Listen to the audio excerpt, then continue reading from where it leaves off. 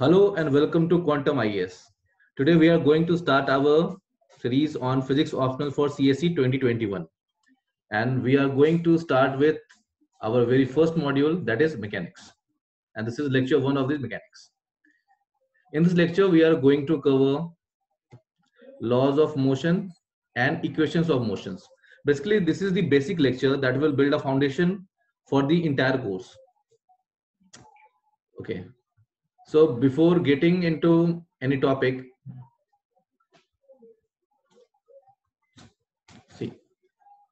before getting into any topic, I want to say something. Suppose this is your syllabus. What you need to understand that this is the width of your syllabus and this is the depth of your syllabus. What I will do, I will cover the both width of the syllabus as well as the depth of the syllabus. तो कहीं पे भी भटकने की जरूरत नहीं पड़ेगी. जो भी कंटेंट है related to physics optional will be provided here only. Okay. अब मोस्ट इंपॉर्टेंट बात, बुक्स क्या रेफर करने हैं हमें. तो ऑल्दो ये कोर्स इतना एग्जॉस्टिव बनाया जा रहा है कि अगर कोई बुक रेफर नहीं करते हो, सिर्फ नोट्स पर रिलाई करते हो, तो भी काम चल जाएगा, प्रोवाइडेड कि तुमने ग्रेजुएशन में एक डिसेंट लेवल ऑफ फिजिक्स पढ़ी है. अगर उसमें कमी है तो फिर बुक रीड करना ही पड़ेगा. तो बुक जो हम लोग प्रेफर कर रहे हैं, जो हमारा फर्स्ट रेफरेंस बुक होगा और जो मैं सजेस्ट भी करता हूं रीड करने के लिए, वो है an introduction to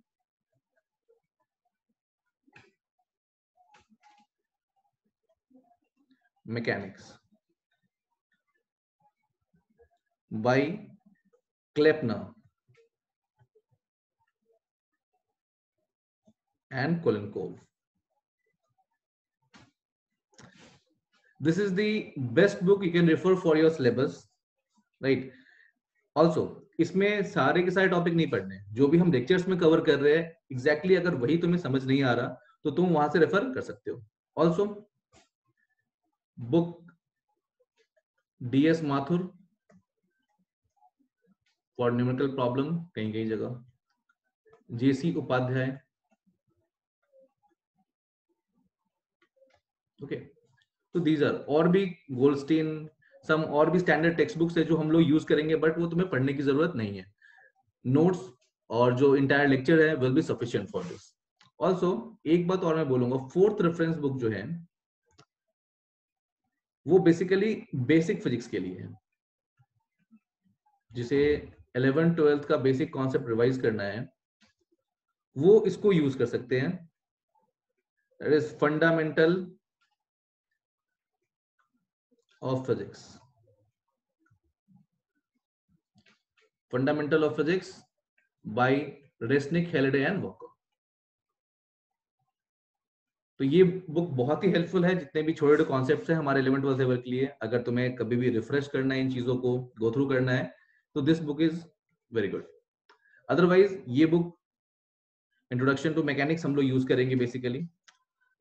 okay, book खरीदने की जरूरत नहीं है. कुछ कुछ टॉपिक है वो तुम्हें कभी कभी रेफर करना होगा, तुम कर सकते हो, इंटरनेट पे देख सकते हो. एक वेबसाइट भी है हाइपर फिजिक्स करके. This is very good website. ये कंसोलिडेशन पार्ट के लिए बहुत इंपॉर्टेंट है. जो भी चीजें पढ़ाई जा रही है उसको कैसे प्रेजेंट करना है, कैसे कंसोलिडेट करना है, ये वहां पर होगा. व्हाट वी विल कवर, हम लोग की कवरेज क्या क्या होगी. देखो, एक तो लेक्चर होगा, that will be sufficient for the content, also for the answer writing practice. Next, daily practice test. हर एक लेक्चर में तुम्हें एक DPT मिलेगी जिसमें 4, 5, 6 जितने भी क्वेश्चंस हो सकते हैं, डिपेंडिंग अपॉन कि वो लेक्चर कितना बड़ा है और डिपेंडिंग अपॉन कितना रिक्वायर्ड है उसमें. इसे तुम्हें वापस मेल करना होगा या अपलोड करना होगा, जो भी प्रोविजन तुम्हें वहां पर क्लियरली स्ट्रिक्टली मेंशन होगा DPT में. तो जितने भी हमारे टेस्ट थे उन्हें मर्ज करके हमने DPT में कन्वर्ट किया है. ठीक है.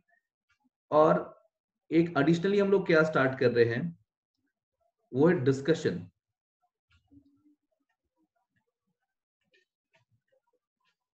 ये जो डेली प्रैक्टिस टेस्ट होगा इसका डिस्कशन एंड इवैल्यूएशन कह लो।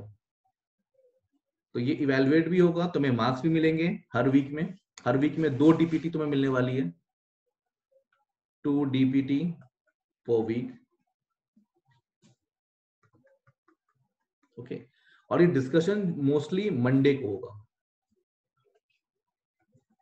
ठीक है, तो अब हम लोग सैटरडे, संडे और मंडे तीनों दिन वीडियोस आएंगी। सैटरडे संडे लेक्चर्स के लिए, और मंडे जो होगा वो हमारा होगा for the discussion part. Okay, क्या हमें दिमाग में बैठा लेना है, दिस इज वेरी इंपॉर्टेंट, कि सिलेबस के अंदर जो भी चीज है,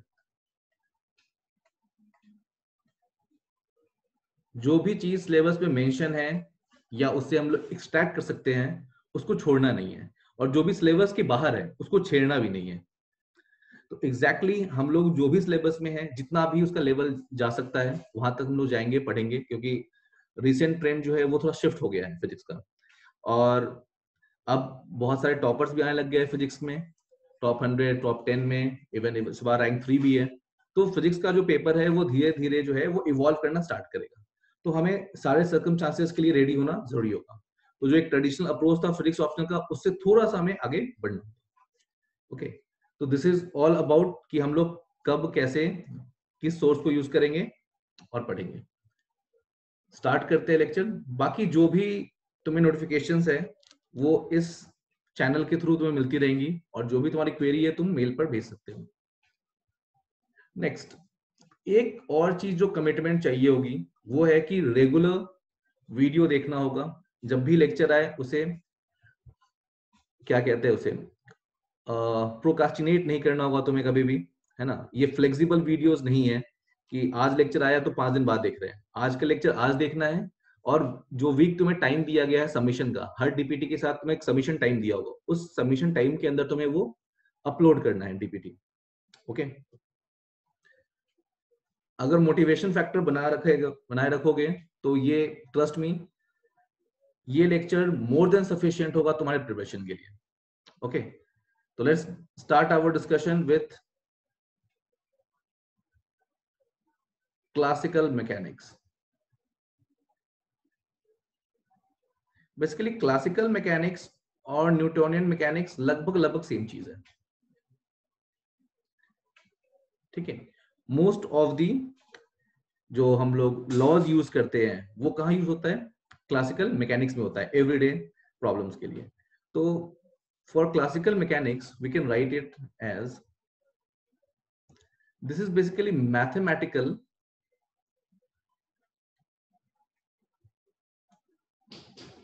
study. We know that mathematics is the language of physics. So this is the mathematical study of the motion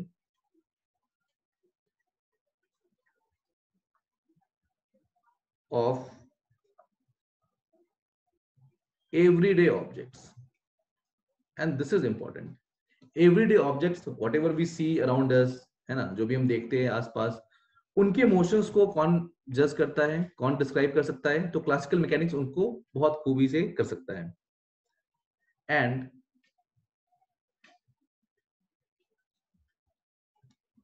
the forces that affect them. तो क्लासिकल मैकेनिक्स की जो रीजन है वो कुछ इस तरीके से है। ठीक है, क्लासिकल मैकेनिक्स इतना सूदिंग है। For example, we have a sphere, और ये घूम भी रहा है और चल भी रहा है। तो इसकी जो कंप्लीट मोशंस की डिस्क्रिप्शंस है ये क्लासिकल मैकेनिक्स दे सकता है। अब बेसिकली क्लासिकल मैकेनिक्स जो है और न्यूटन मैकेनिक्स है, इसमें बहुत ज्यादा फर्क नहीं है। तो हम लोग जो मेनली पढ़ने वाले हैं वो न्यूटोनियन मैकेनिक्स पढ़ने वाले हैं।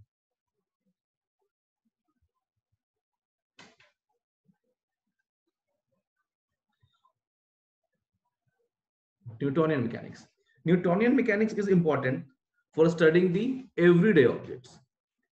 उनके मोशंस और कौन कौन से फोर्स को गवर्न कर रहे हैं, ये हम लोग आसानी से पता कर सकते हैं। और सिर्फ 4 चीजों से न्यूटन ने बेसिकली 4 चीजें दी, और उससे हम इन सब चीजों की स्टडी कर सकते हैं। क्या क्या दिया न्यूटन ने? तो न्यूटन ने दिया basically laws of motion, basics idea. ये बेसिक आइडिया पूरे के पूरे न्यूटोनियन मैकेनिक्स को गवर्न करेंगे। Next one is laws of universal gravitation.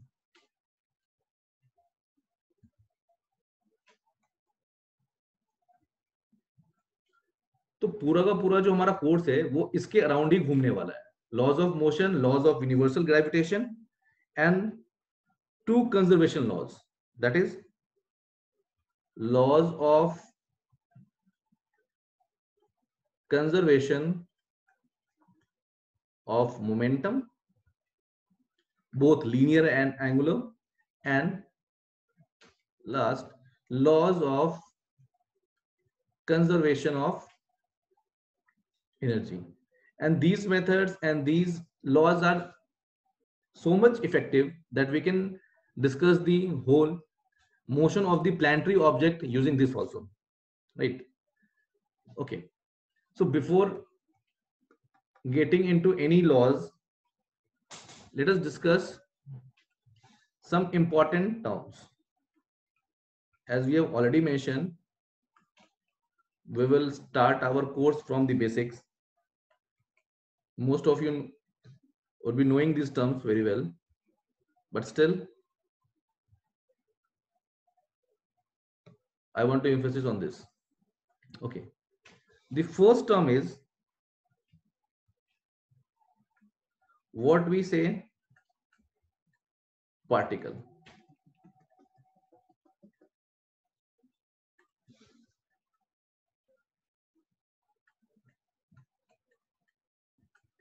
Mechanics of particle. This is the first unit of our course. Particle or point object. What do we understand by particle or point object? Are they actually point size, or is just a relative thing? So let me tell you one thing. These all are relative terms.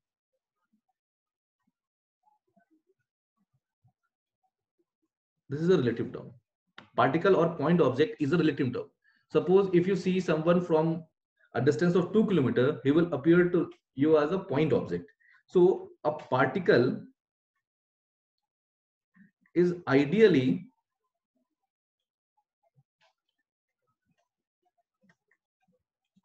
just a piece, or you can say that quantity of matter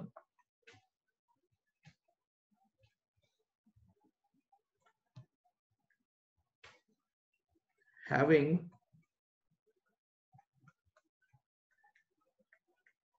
practically no linear dimension. So it doesn't have any dimension, but only a position.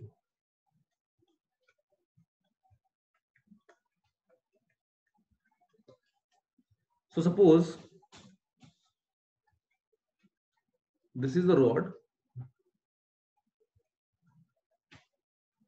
This is what? This is, for example, this is an extended object, right?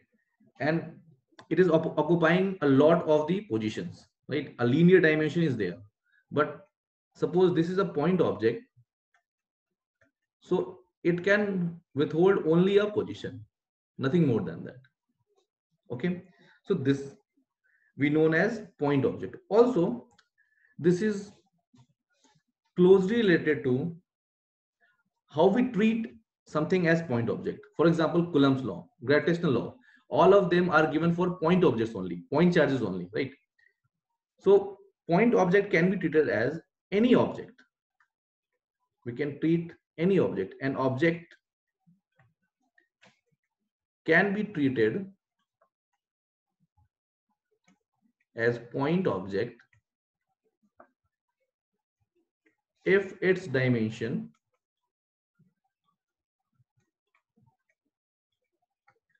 I suggest you to take a note whatever I am writing here is negligible with respect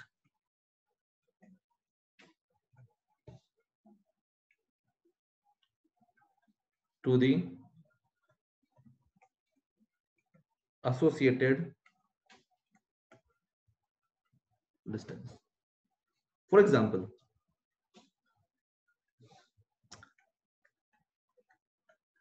let's suppose we have a charge sphere of radius r, charge q, and we want to find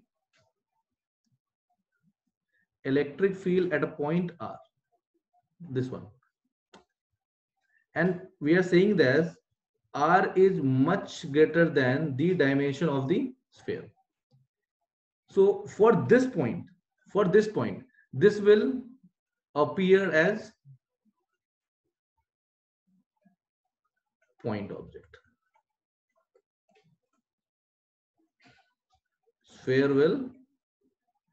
Sphere appears at point object, right? So this we have to fit in our mind also. Also, we will later discuss Coulomb's law. Coulomb's law will not tell you definitely about the force between two extended objects, right? We have to do something integration and calculus over getting these things. Okay, I think this is clear. Next, very important concept, and that is event. What do you mean by event?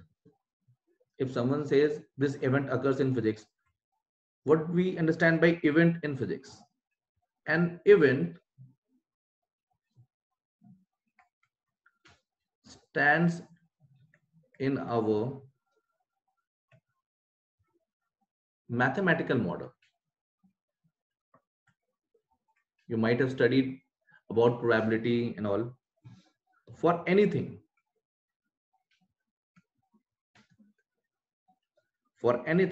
that occurs suddenly, or what we call instantaneously at a point in space.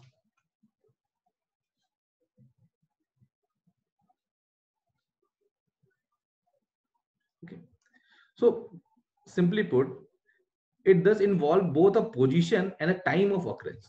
So if we want to write event, this is equivalent to what? Position and time. If you are able to deduce the position and time, we are able to discuss about the event, right? Next one.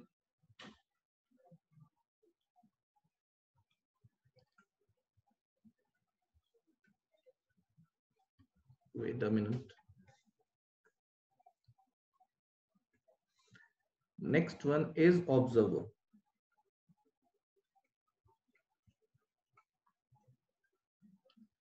If you're measuring something, there should be an observer, right? So what is the observer? An observer is a person or an equipment. We measure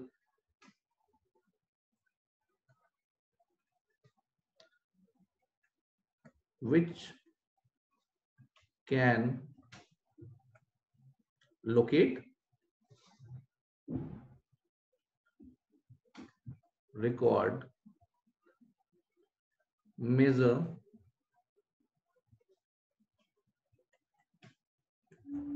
and interpret an event. So you need to keep in mind these definitions, right?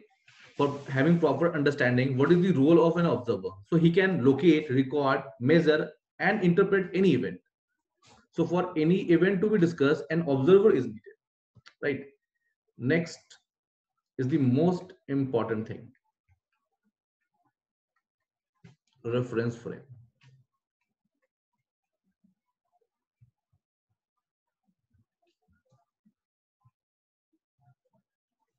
Okay. So for reference frame, it is said to be, it is the set of coordinate axes attached to the observer. So basically, it is a system of coordinate axes.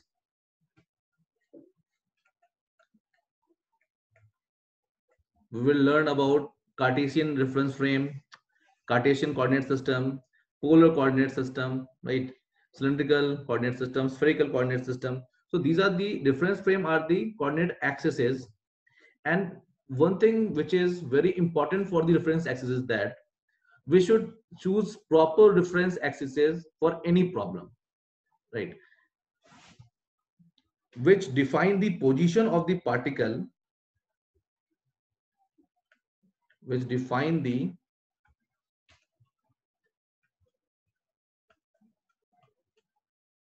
position of the particle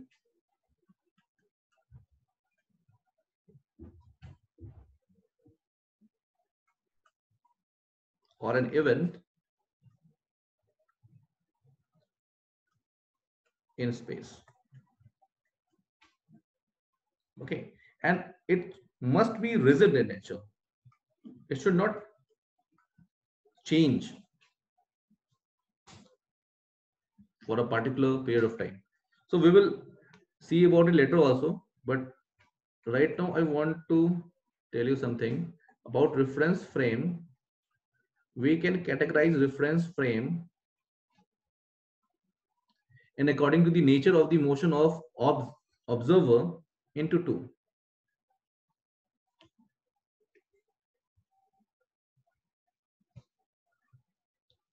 First one is inertial and the second one is non-inertial. We will later come to know that Newton's laws are applicable in only in inertial frame. So what is inertial frame? If V of observer is constant velocity and if V of observer is not constant, that is he is accelerating, then it can be treated as non-inertial frame. So we will look into this later also. Next one, this is 4-dimensional continuum. So for specifying any event of a particle, this is very helpful. So basically this is a reference frame with 4 coordinates and those are x, let's suppose, y, z and t, where these will denote the space and this is temporal time, right? This is very useful in getting the motion of any particle.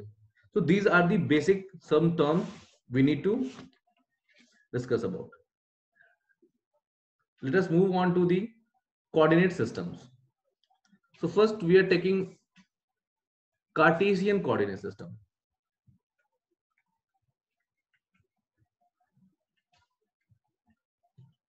Cartesian coordinate system. So in our course, we are mainly going to study about the two-dimensional motion, right? So we will have a two-dimensional approach for these things, I don't know why this thing is.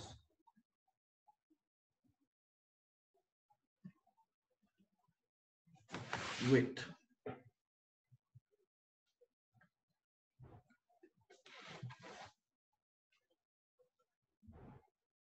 Okay, this is better.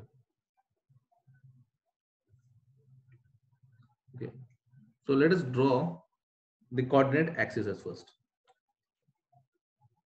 Let's suppose this is our x-axis, this is our y-axis, and this is our z-axis. So these are mutually perpendicular to each other, and this we called as x-axis, this is called as y-axis, and this is z-axis conventionally, or you can change the name, it's all up to you.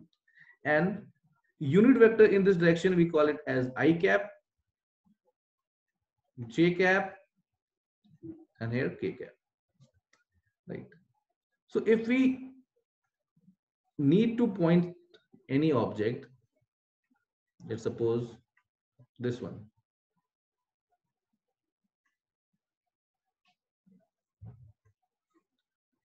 this particle, if we need to specify this point, let we consider a r vector from the origin, and we call this r vector as position vector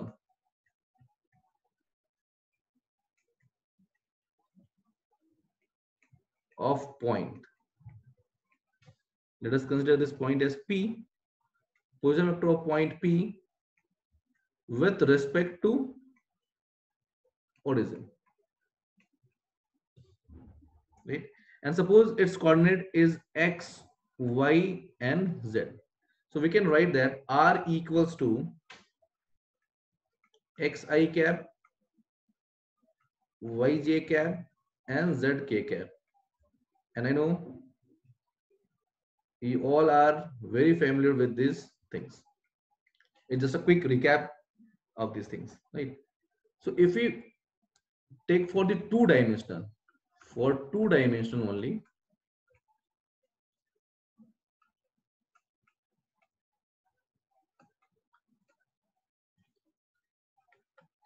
for two-dimensional space, this is very easy.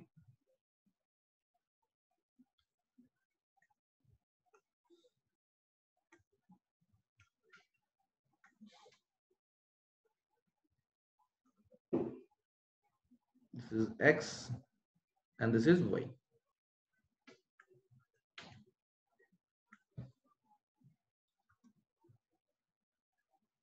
And this is the vector. Okay. So this angle is theta, this vector is r, suppose that, and this will be y, this will be x if its coordinate is x comma y. So we can easily write this as r equals to r cos theta, where r is the magnitude of this vector, plus r sin theta j cap. Also, we can write this also, modulus of r equals to x square plus y square, and tan theta is equals to y by x. So these are the basic things we need to understand about this dimension. So what about here? What about the velocity here? If we need to find out the velocity here in this coordinate, how can we get that? So let's suppose that r, we said that it is xi cap and yj cap. So v will be dr by dt, we all know that, rate of change of position. Okay, and this will be d of xi cap yj cap upon dt. Actually, it's not required here, but I need to tell you one thing. That's I, j, and k are fixed.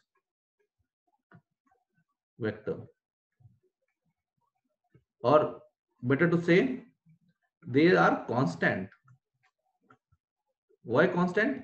Because their directions are fixed and also magnitude is 1, that is also fixed. So we need not to differentiate I, j and k cap. So we can write this also. Di by dt equals to dj by dt equals to dk by dt will turn out to be 0.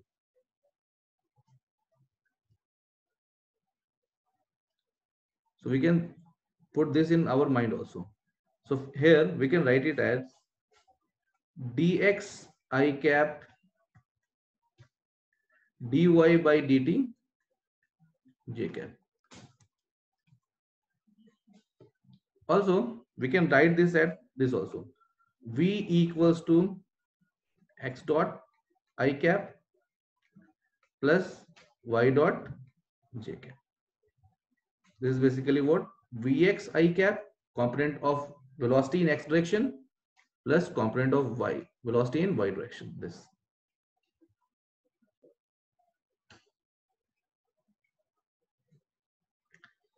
I need to specify something here, that x dot is equals to what? Dx by dt. So we can use this notation for time derivative only, right? And this is basically type of notation used by Newton.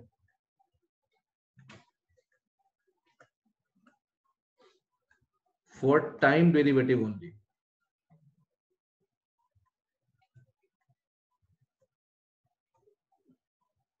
Okay, this you need to keep in mind. Okay, how can we get the acceleration here?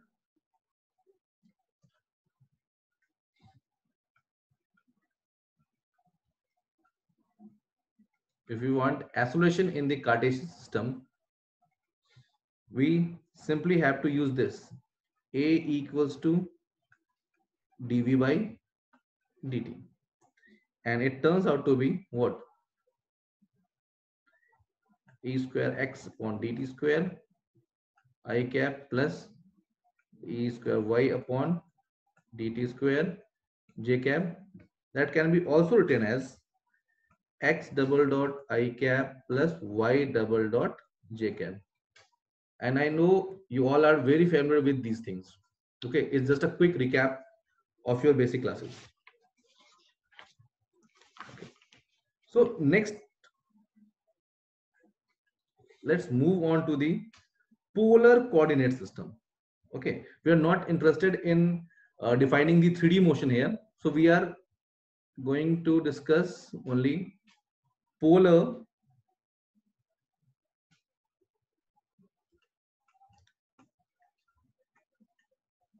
coordinate system. And you should keep one thing in this mind. This is only for 2 dimension. What is? This is only for 2 dimension. So now let us draw again the coordinate axes.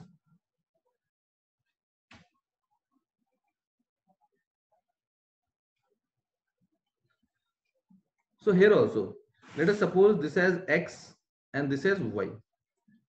What we will change here is how we represent that vector. Wait, let me draw this vector. Suppose this is the vector. Okay. And this is r vector and this is theta. We can also say that mod of r is equals to r. Let us consider that also. Okay. We can make a circle. Consider it as a circle, although it's not looking like. Wait.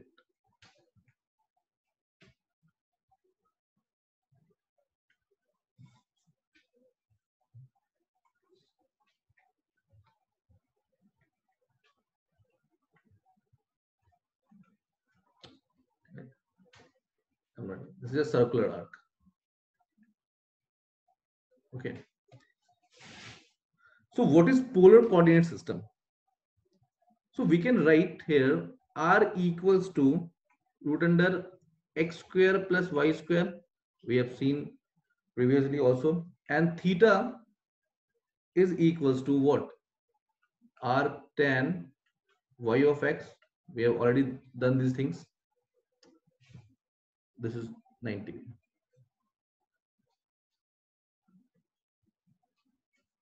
So here, what do you mean by R?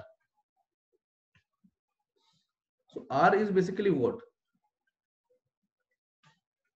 This is distance from origin.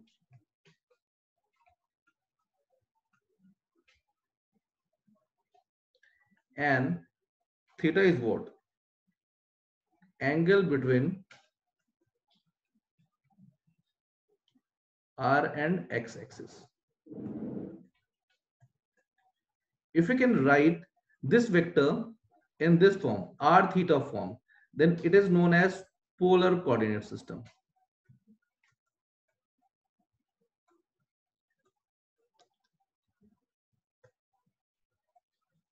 So one thing I must tell you about the coordinate system.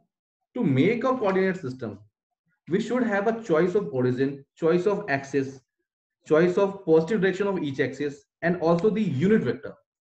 So when we draw unit vector for this, we can draw like this.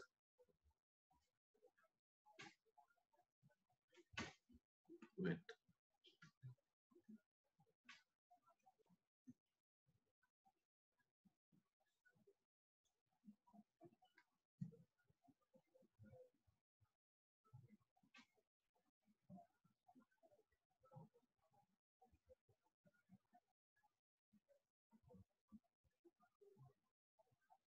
Okay.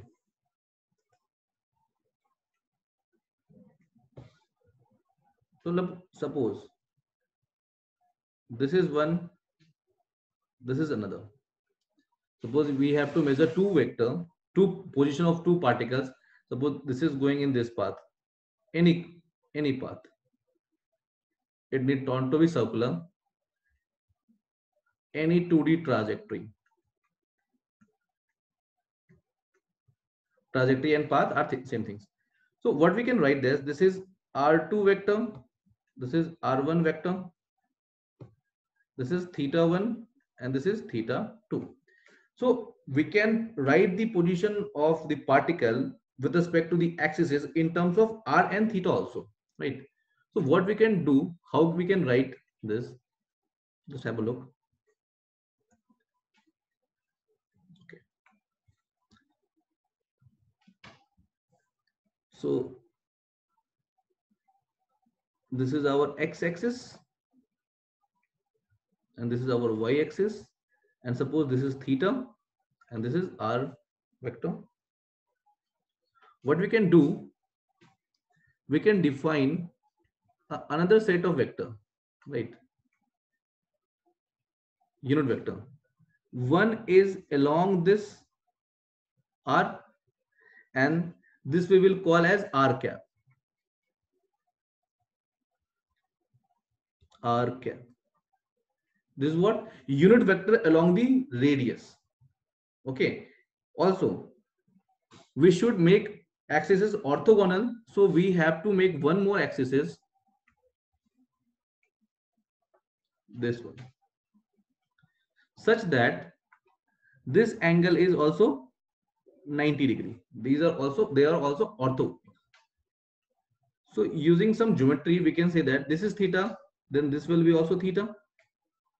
Okay, and this will be also theta. If we write r and theta in Cartesian coordinate, so how will we write the position? If someone asks you, write the position in polar coordinate form, how will you write it? See this. So we need to find the position. How can we write this? So we can write r theta. Why theta? Because it is the function of angle. We will see that. So r theta using component method, this triangle we can write at, this is unit vector, so its magnitude is 1. So 1 cos theta I cap plus sin theta j cap.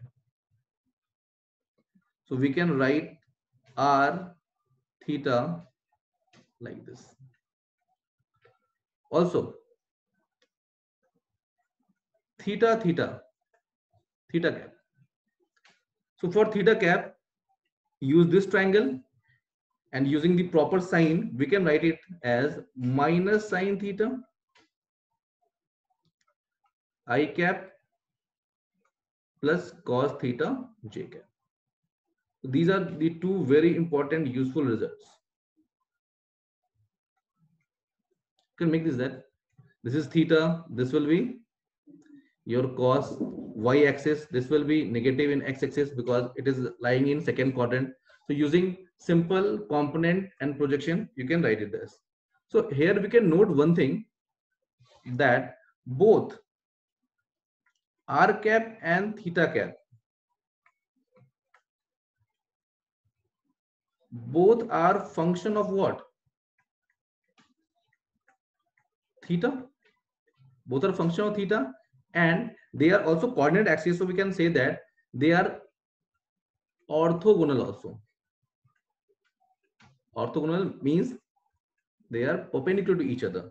So we can write using vector that r theta dot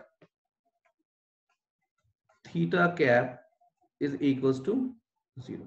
So we know that if two vectors are perpendicular to each other, orthogonal to each other, then their dot product is 0. So we can write these things.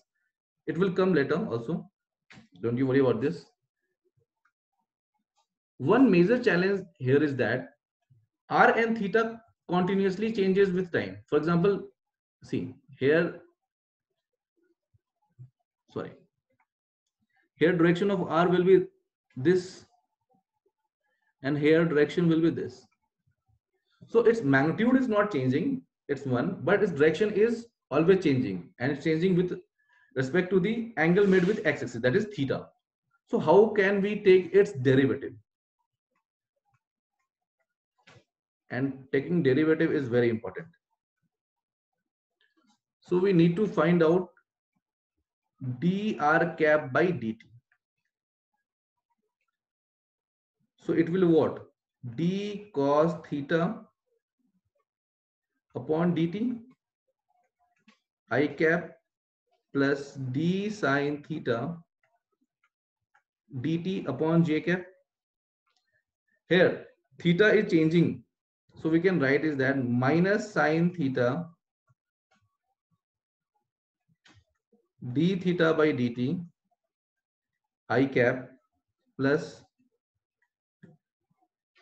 Sign को बाहर लेकर cos theta d theta by dt j cap. I think this differentiation is easy for you, and we can write here that minus sin theta I cap plus cos theta j cap upon d theta by dt. If we will see this minus sin theta I cap plus cos theta j cap, you can see this. This is what? Theta cap. This is what? Theta cap. So we can write, and d theta by dt we can write is as theta dot is what? D theta by dt. So from here we can write it as dr by dt is equals to theta dot theta cap.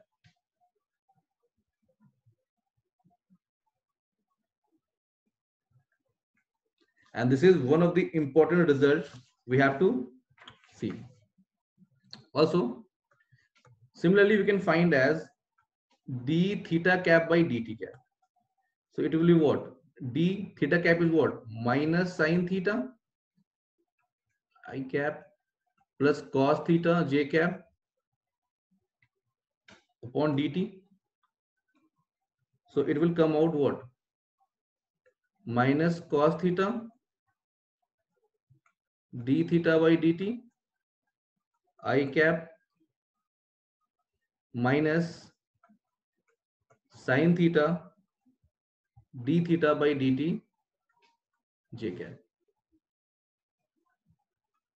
Minus sine बाहर लेकर cos theta i cap plus sine theta j कैप d theta by dt. So this is what? This is basically r cap. So we can write at d theta by dt is equals to minus theta dot. This is theta dot and this is what? R cap.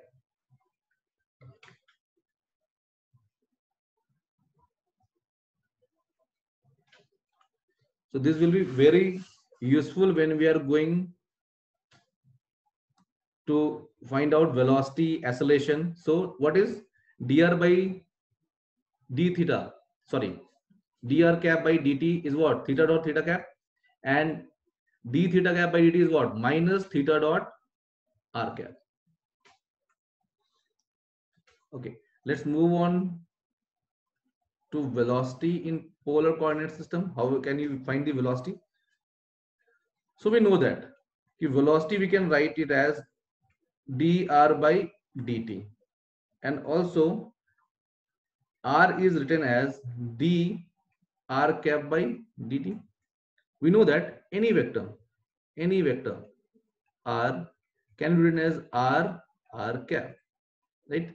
This is the magnitude of the vector and this is the direction of the vector, that is unit vector pointing in that direction.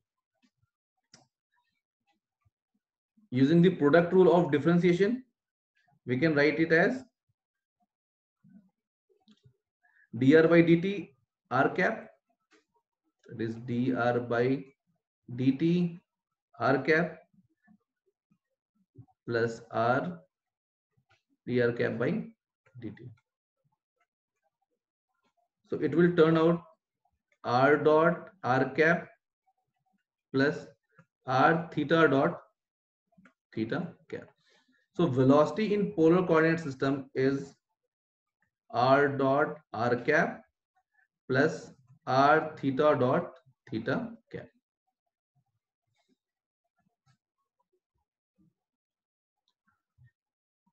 You must keep this relation in mind, right? This is along what? Radial direction, and this is along the theta orientation, rotation. Okay.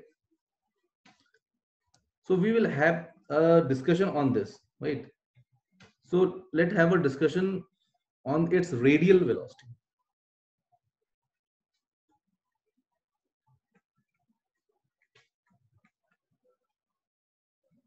That is the first one. That radial velocity is what? Assuming theta to be constant and r can vary.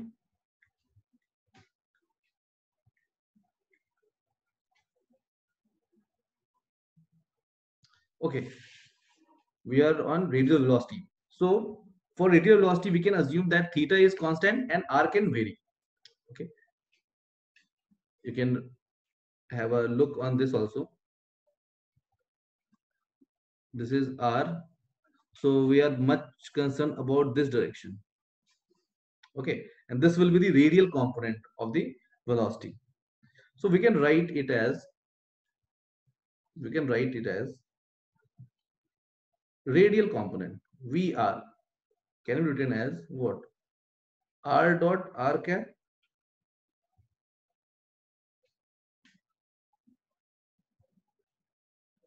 r dot r cap. So if theta is constant and r can vary, so particle will have what? Will have velocity along this radius only. So particle will move along this path only. Okay. Okay. Next is what? Tangential velocity.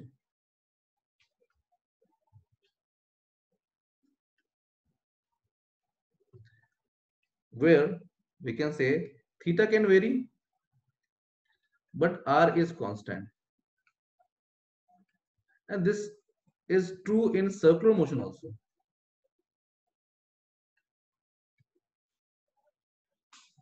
So what we are discussing here is, if we consider this as axis, this is x and this is y axis, and this is the curve.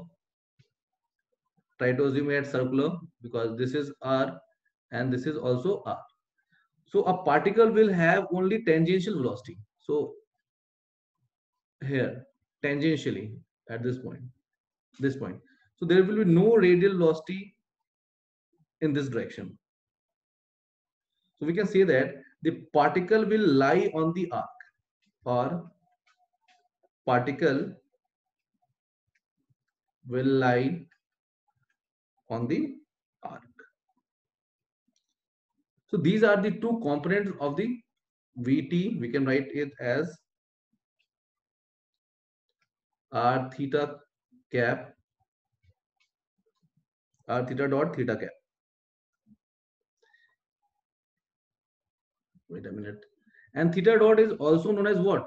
D theta by dt. We know that it is also known as omega. So you must be familiar with these things. So theta is what? Omega theta cap. Okay. These are the two components of the velocity, and how we can understand that. If there is no tangential velocity, particle will move on this path, go along the radius only. If the particle has no radial velocity, has only tangential velocity, then it will move along the arc only. Okay. So if we can say that r and theta both varies, and the velocity will be the combination of what? Radial and tangential. If r and theta both vary, the velocity will what? It will have radial component also and tangential component also. One of the major tasks is here to find the acceleration, and it is already asked by the UPSC in previous examination. So from our previous ones, we know that A is what? dV by dt, and we have also written V as what? Two components already discussed, radial and tangential. Theta dot theta cap upon dt. So we can try to see the first part, d, this one. We can write it that r double dot differentiating r and keeping r cap constant, plus r dot differentiating dr by dt. Okay. Now come to the second part. Same, differentiating r, keeping all constant. Now differentiating theta double dot theta dot. Next, differentiating d theta by dt. We already know that dr by dt and d theta by dt. So we have to put it value only. Plus r dot. What is dr by dt? We already know what this is, theta dot theta cap, plus r dot theta cap, plus r double dot theta cap. This is very important derivation. You should understand it properly. R theta dot, and what do you, theta cap by dt? We have already discussed, that is minus theta dot r cap. So let us take some space here, and we can write it as C r cap. So we can write it as, separating these, r double dot minus r theta dot square r cap, this is a vector, plus C theta cap.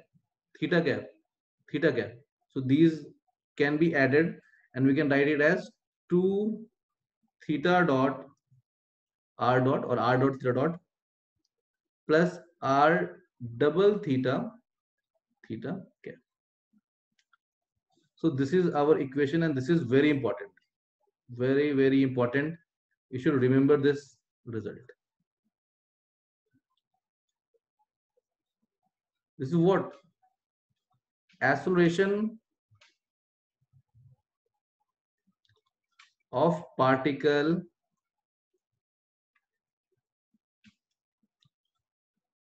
moving in two-dimensional space. Space in polar coordinate system.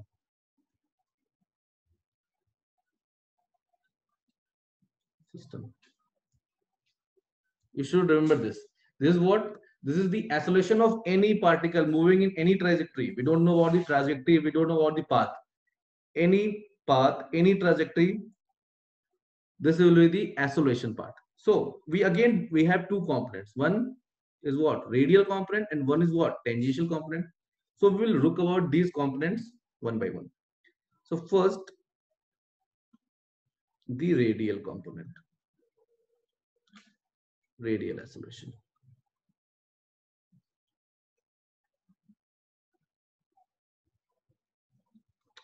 So we will talk about each term here, right?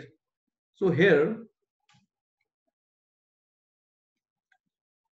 the term r double dot r cap is what? Is the acceleration due to change in radial speed. Is what? Acceleration due to change in radial speed. See one thing, why I am writing these things, so you could have a clear idea how will you write in the examination. So when will you derive any quantity, derive any result, you should conclude that part. You should write its significance. You should write its different dimension. You should write its limitations, right? That's why I'm writing all these things so that you can make a note of it, right? So here, this one, r double dot theta is what? Is the acceleration due to radial speed only? It depends on r only. But what is the second term? Second term, if we can write, second term is what? This one, minus r theta dot square r cap, right? Is what we call the centripetal acceleration.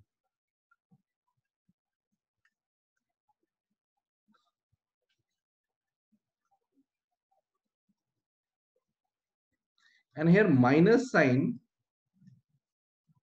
shows it acts on it radially inward. It acts only radially inward. Maybe you have seen this. This is basically a centripetal. That minus theta is what? Omega minus r omega square r cap. So you might have encountered this equation or this relation, right? The same thing is written in the polar coordinate also there. Okay, so this is all about the radial acceleration. Okay, next move on to the tangential part.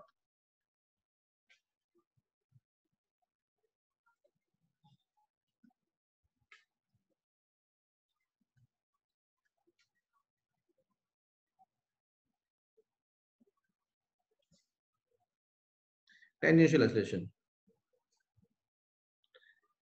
So here the first term,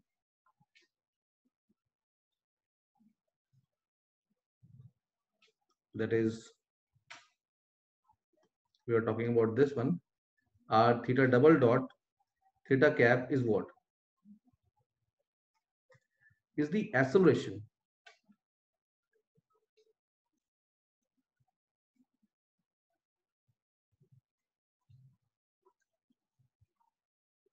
arises from changing tangential speed.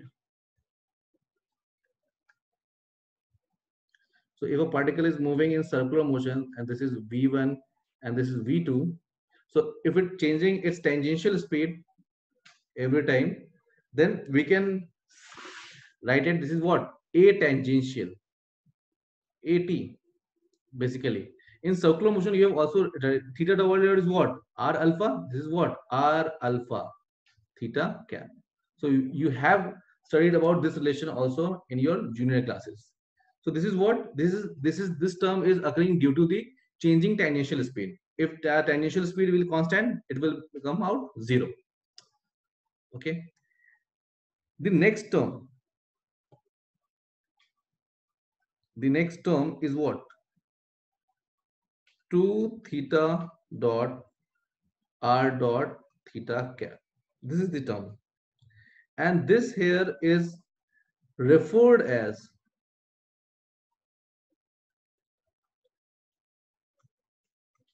Coriolis acceleration.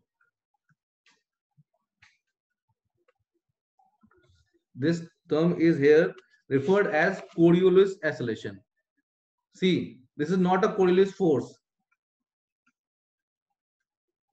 not Coriolis force, because Coriolis force is a what? Pseudo force. We will study about this also in later chapters, but you must be clear that this is not the Coriolis force. Its name is Coriolis acceleration, but this is not arising due to the in non-inertial frame of reference. It is the real part, not the imaginary part. Okay, because so you should write this, that here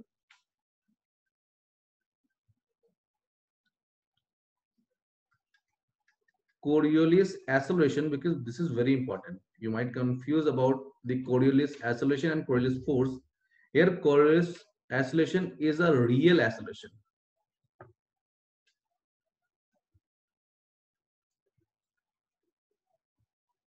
Right?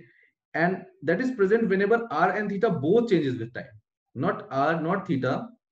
It changes when r and theta both changes with time. It depends upon both. So when it will arise? When r and theta both changes with the time. Right? So these are the things we should study about the polar coordinate system, and these are very important. You should have a look about this, and this equation is very important. You will see much of its application in later part. So one more topic we have to cover in this, that is circular motion.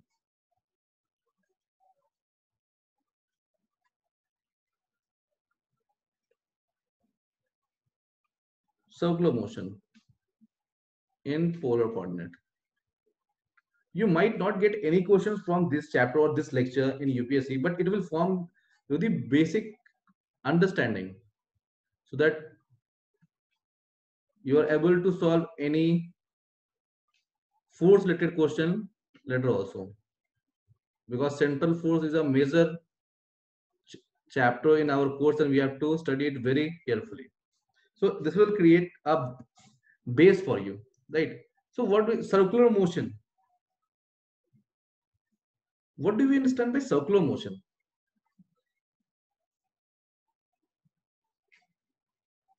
Motion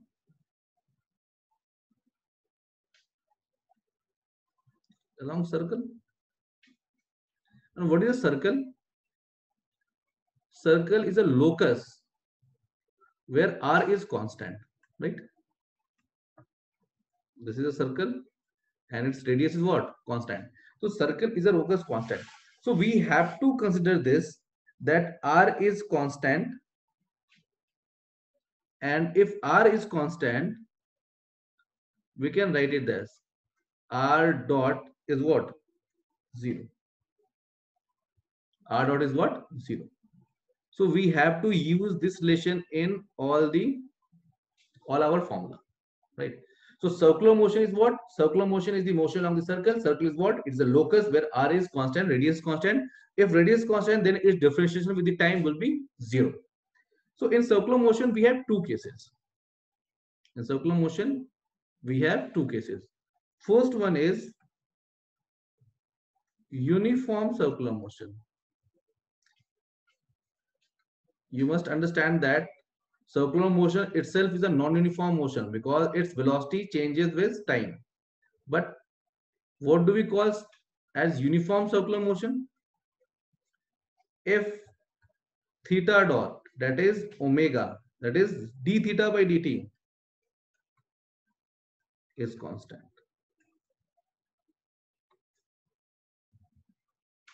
If this condition is fulfilled, then we can say that it's a uniform circular motion. Also, we know that circular motion we are studying, that is r dot is also 0, and if theta dot is constant, then we can say that theta double dot, that is what, alpha, is also 0.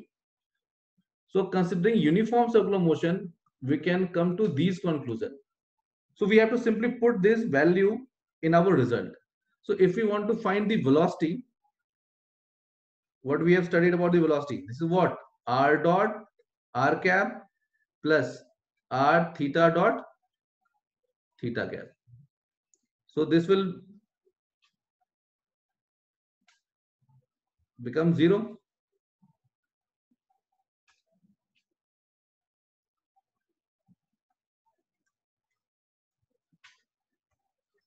R omega theta cap.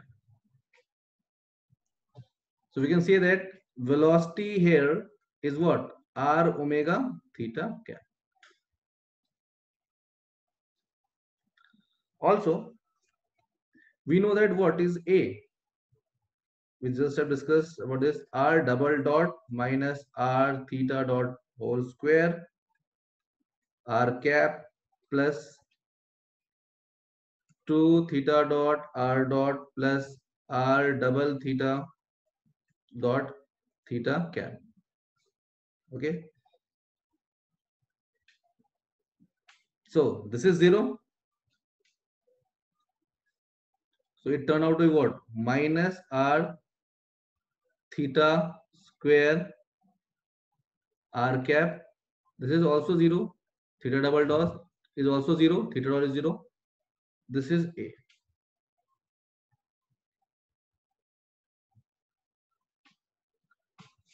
You might have seen in this format also. Wait a minute. Theta dot is what? Omega square r omega square r cap.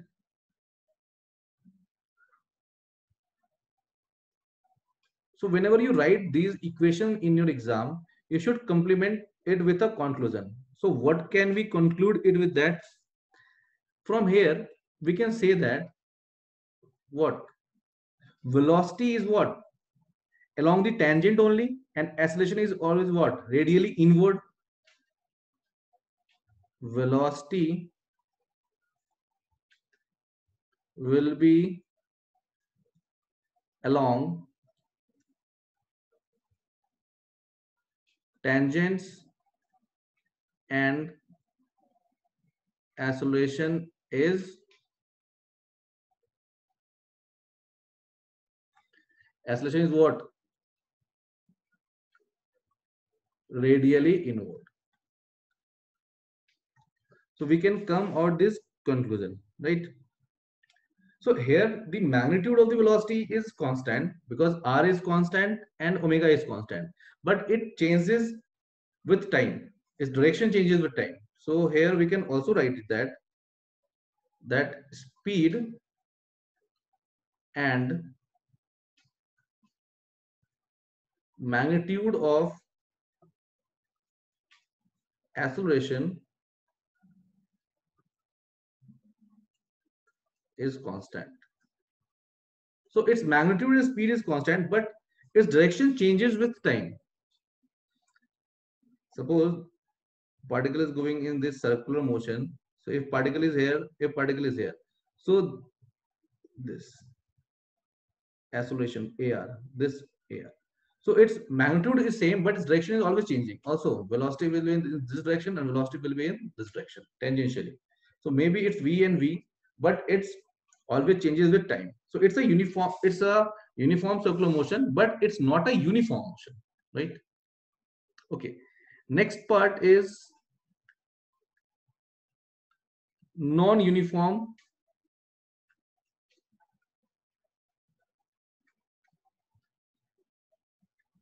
circular motion.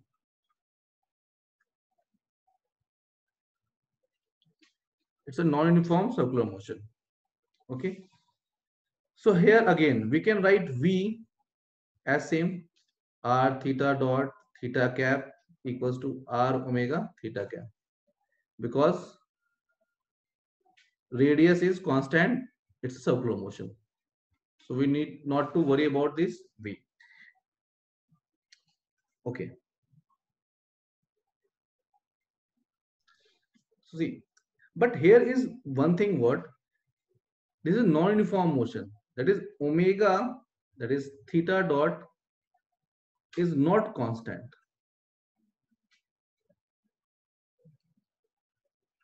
Theta dot is not constant. So it's not a constant velocity. It changes with time.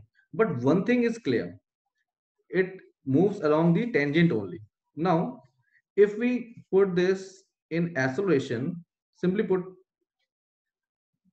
so it will be about r theta dot square r cap, same as previous, and here we can write r double theta theta cap. This you can write this as this also, omega square r cap plus alpha r theta cap.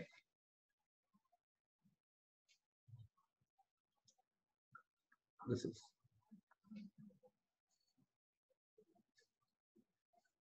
so here you can write that a tangential is what? Alpha r theta cap, and a radial is what? Minus omega square r cap. So we can see this, that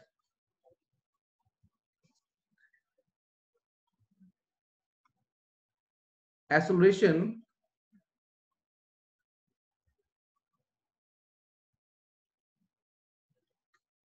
can be tangential and radial, but velocity can never be radial in circular motion.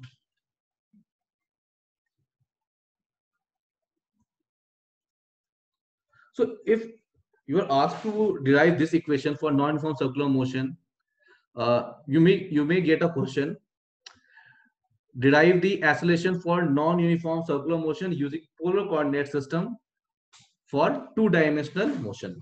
So if you come across this question and you write along this, तो यहां तक तो लिख लिया बढ़िया से, ये equations भी आ गई, बट ये जो एडिशनल कंक्लूजन का पार्ट है, ये लिखना बहुत इंपॉर्टेंट है, right? What is it's limitation, what is conclusion. So this is all about the theory part. I want to give you some note what we have studied till now. So when we are choosing any coordinate system, whenever you are choosing any coordinate system, so coordinate system should ease our life, right? Coordinate system should be chosen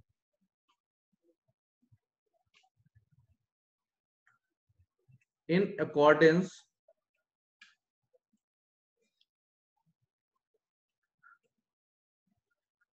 to the ease of their application. This is very important. Important इसलिए क्योंकि coordinate system define करेगा कि हमारा जो question वो कितना लेंदी बन रहा है या कितना जल्दी बन रहा है. किसी भी कोऑर्डिनेट सिस्टम सॉल्व करोगे, क्वेश्चन सॉल्व तो हो ही जाएगा, बट कोऑर्डिनेट सिस्टम अगर सही चूज किया हमने तो वो सवाल बहुत आसानी से बनेगा। अगर हमने गलत चूज किया है तो उसमें टाइम लगेगा और बहुत ही अनएक्सपेक्टेड रिजल्ट आने स्टार्ट हो जाएंगे। अभी मैं दिखाता हूँ एक क्वेश्चन करके। Also one thing should be clear, you are free to choose any coordinate system, you can make your own also, but this should be there.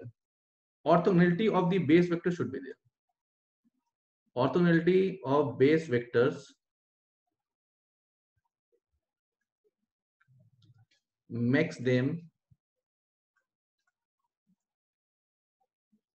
independent of each other.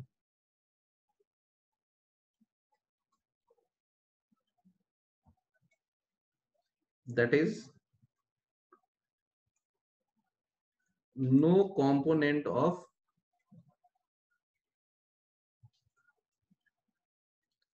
one base vector on another. For example, you make your own coordinate axis. Let's suppose this is E1 cap and this is E2 cap, right? Unit vectors are the subordinate of these base vector. This is the bigger set, and unit vector are their subset. Basically, base vector again unit vector का ही काम करते हैं किसी भी direction किसी भी axis को denote करने के लिए, ठीक है। तो this is our base vector. अगर ये हमारी एक्सिस है तो इस बेस वेक्टर से हम लोग इसके अलोंग कोई भी कंपोनेंट लिख सकते हैं, ठीक है। क्या इंपॉर्टेंट है वो समझो। ये जो है कि no component of one base vector on another, ये इतना इंडिपेंडेंट बनाता है किसी चीज को। For example, if we consider the motion of a projectile,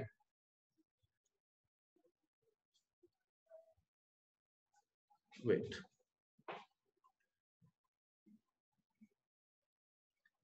this is the ground and we are throwing something like this, and this is our x-axis and this is our y-axis. So this can be written as what? Motion along x and motion along y. तो y में क्या हो रहा है? y में सिर्फ ये ऊपर जा रहा है और ये नीचे आ रहा है, प्लस ये x में कहा जा रहा है आगे। तो x एक्सिस में मोशन ये हो रहा है और y एक्सिस में मोशन ये हो रहा है, और ये दोनों एक दूसरे से इंडिपेंडेंट है। क्यों? क्योंकि हमारा जो सिस्टम है वो ऑर्थोगोनल है। जो हमारा एक्सिस है वो क्या हमारा ऑर्थोगोनल है, और ये बहुत यूजफुल होता है इस मोशन को ड्रेस करने। दिस इज एक्स वाई, इसका y और इसका x। देखो ये क्या कर रहा है, ये क्या कर रहा है, ऊपर नीचे प्लस आगे, एंड दिस इज व्हाट, ऊपर नीचे एंड दिस इज आगे जाना। तो ये जो दोनों मोशंस है x और y का, ये ट्रूली इंडिपेंडेंट है एक दूसरे से, and this is what we mean by orthogonality of this system. Also we can write this E1 dot E2 is what? See, it will be very useful in our coming lectures. Also, if we discuss about the kinematic parameter of a particle, let's suppose its position, its velocity, its acceleration, these does not depends upon the mass. You should consider this. Also, polar coordinate system are well suited for curvilinear motion. So where you use polar? In curvilinear motion along the circle, ellipse, you should use polar coordinate. But where you use Cartesian? If you have rectilinear motion. So it will be useful and helpful. So we are mostly dealing with this curvilinear motion in our courses. So polar coordinate system should be known to us very well. Okay, now let's start practicing some questions on these things. Okay,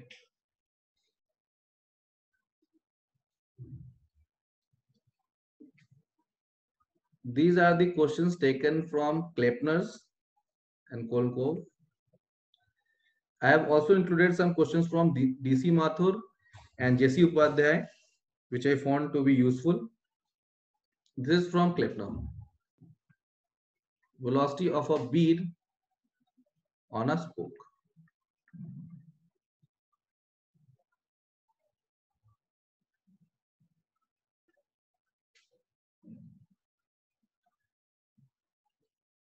So you should write the question,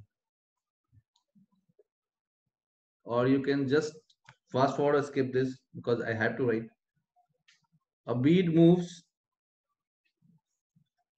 along the spoke of a wheel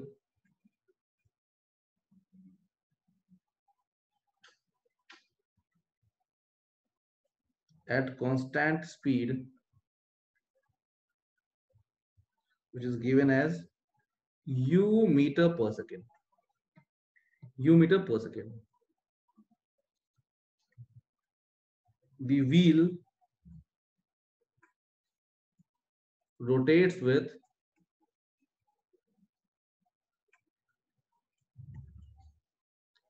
uniform angular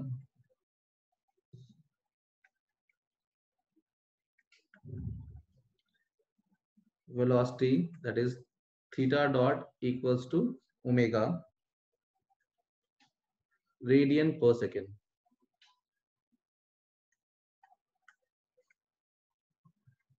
About an axis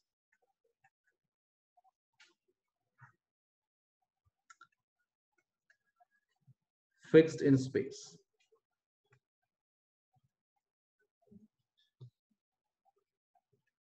At t equals to 0,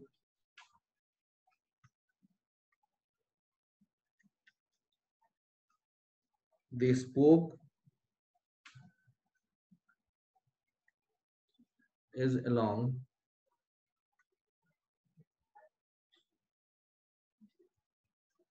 the x-axis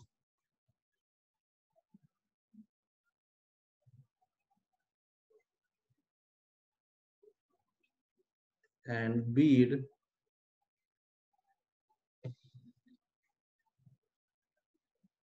is at origin.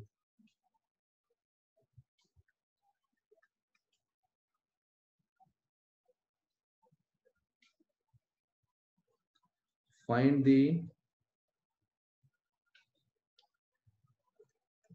three questions here.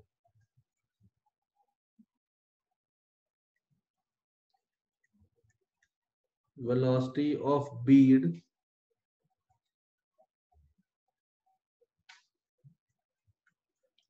in polar coordinate system, velocity of bead in Cartesian coordinate system, and acceleration of bead in polar coordinate system. So pause the video, right? Start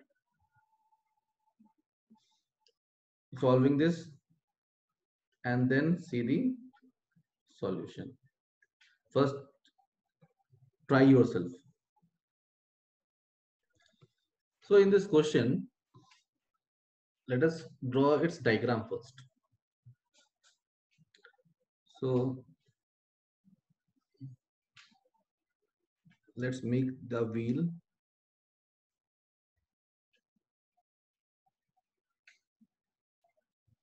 This is the wheel.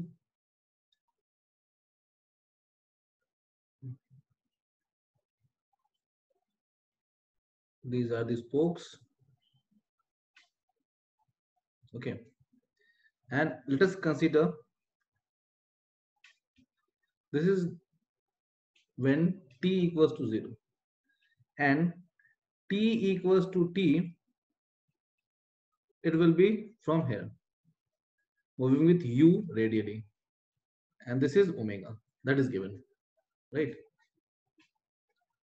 See, a bead move along the spoke of a wheel, that is u, and it move along this radial direction, that is u.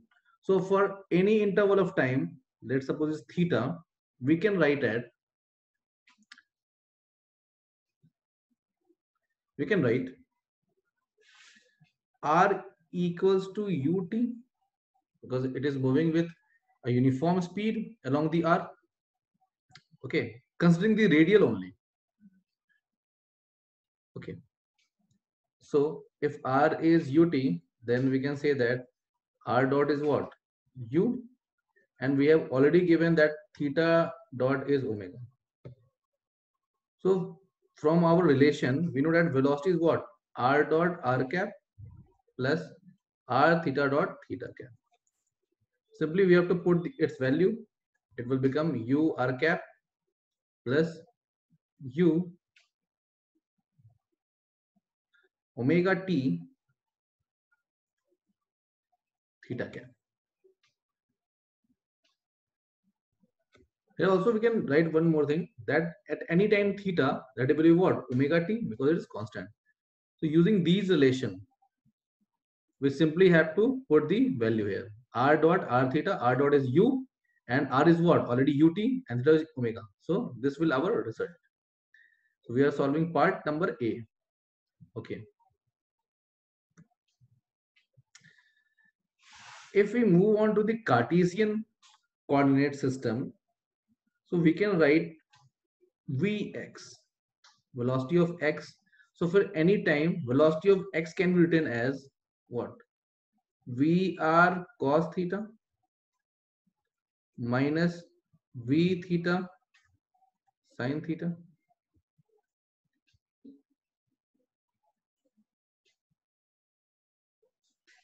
Also, Vy can be written as Vr sin theta plus V theta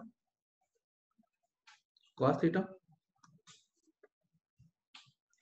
Here, Vr is 0, radial velocity. Sorry, it's given u here. Wait. I think you are comfortable with this Cartesian coordinate system. If a particle is having u here and moving with omega in this, and it's making angle theta with, we can write this x and y component like this. We have already studied about the Cartesian coordinate system in our lower classes, and v theta is here r omega, and r we know that it is ut, so we can write it u omega t, and also we need that theta equals to omega t from above. When we substitute these things, you need not to worry about these lengthy calculations. It is only meant to show you that we have to choose coordinate system that makes our problem easy. I cap plus, just put down the value u sine omega t, because theta is omega t, we know that, plus u omega t cos omega t j. Okay, so this is the result. I think you know that when we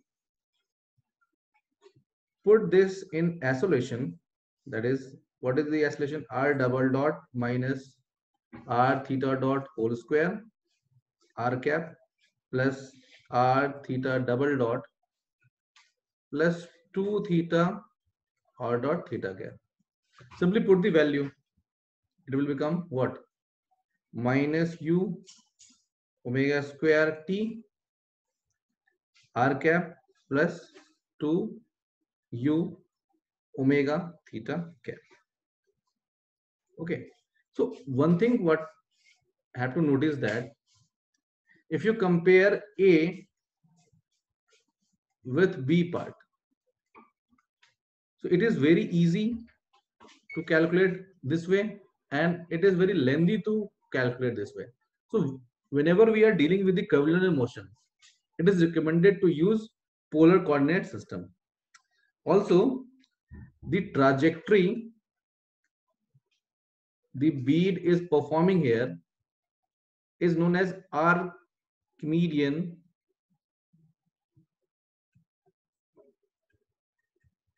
spider, something going on this moving like that. This is what we known as Archimedean spider.